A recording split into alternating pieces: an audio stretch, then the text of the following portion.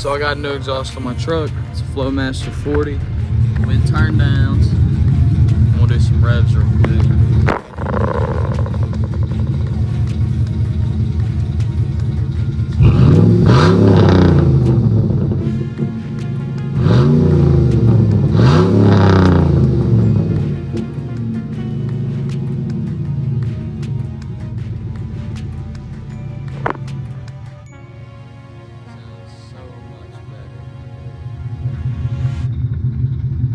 There's the pipes right there.